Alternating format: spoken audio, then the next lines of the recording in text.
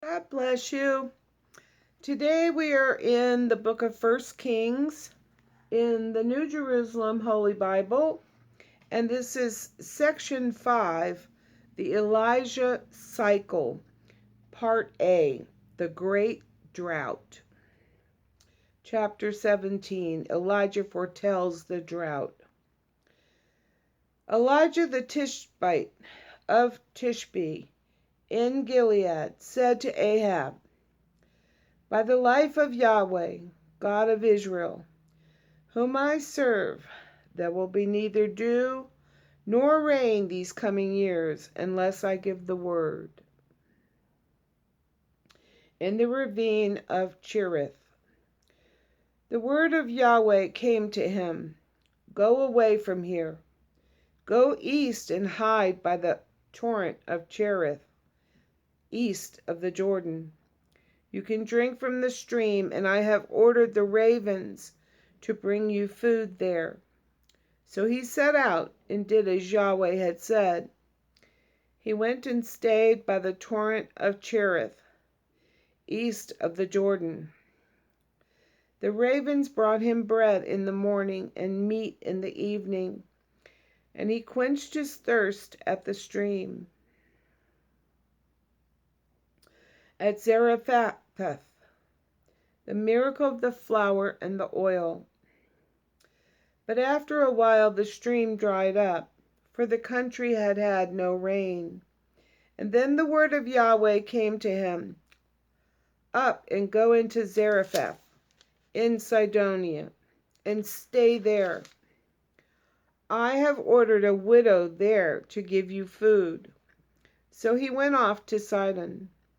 And when he reached the city gate, there was a widow gathering sticks. Addressing her, he said, Please bring me a little water in a pitcher for me to drink." She was on her way to fetch it when he called after her. "Please," he said, "bring me a scrap of bread in your hand." "As Yahweh your God lives," she replied, "I have no baked bread, but only a handful of meal in a jar and a little oil in a jug.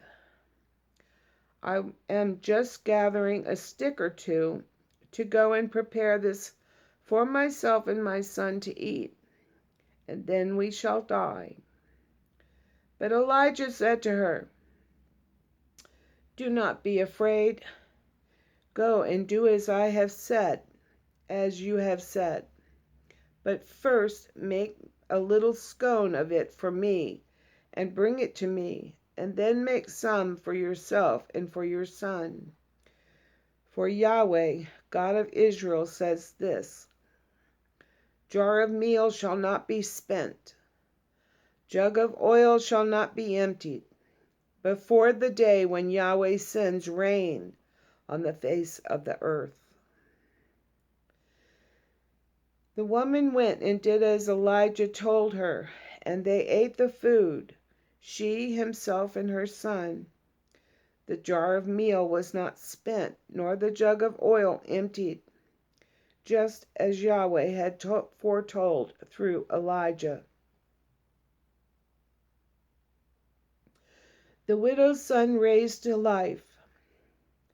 It happened after this that the son of the mistress of the house fell sick. His illness was so severe that in the end he expired. And the woman said to Elijah, "What quarrel have you with me, man of God? Have you come here to bring my sins home to me and to kill my son?" "Give me your son," he said, and taking him from her lap, he carried him to the upper room where he was staying and laid him on his bed. He cried out to Yahweh, "Yahweh, my God, by killing her son, do you mean to bring grief even to the widow who is looking after me?" He stretched himself on the child 3 times and cried out to Yahweh, "Yahweh, my God, may the soul of this child, I beg you, come into him again." Yahweh heard Elijah's prayer, and the child's soul came back into his body, and he revived. Elijah took the child, brought him down from the upper room into the house, and gave him to his mother. "Look," Elijah said, "your son is alive." And the woman replied, "Now I know you are a man of God, and the word of Yahweh is in your mouth is truth itself." Elijah and Obadiah, chapter 18.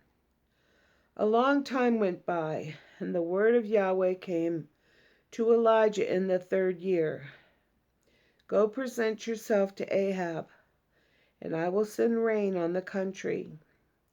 So Elijah set off to present himself to Ahab. As the famine was particularly severe in Samaria, Ahab summoned Obadiah, the master of the palace.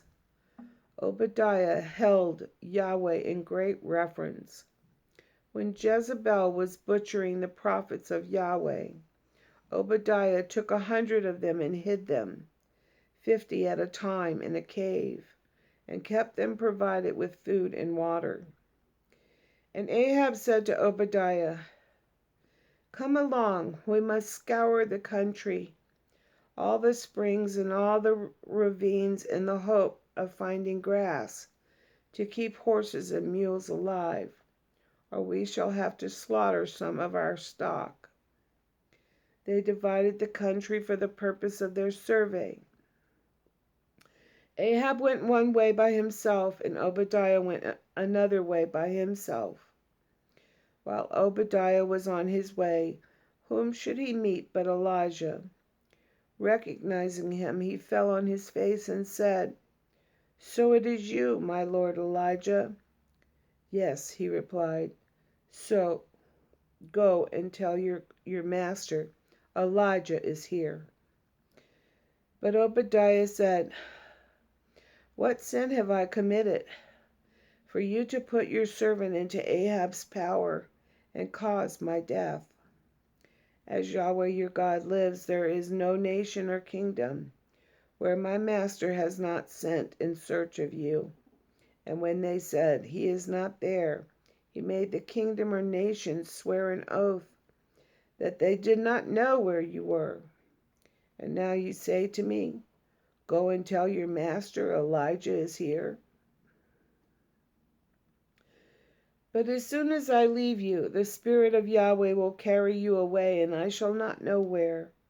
I shall go and tell Ahab. He will not be able to find you, and then he will kill me. Yet from his youth your servant has revered Yahweh.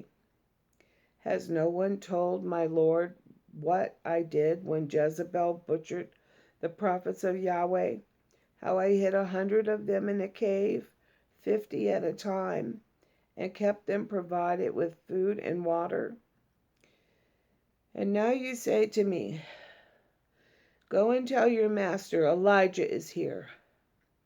Why, he will kill me." Elijah replied, "As Yahweh Sabaoth lives, whom I serve, I shall present myself to him today."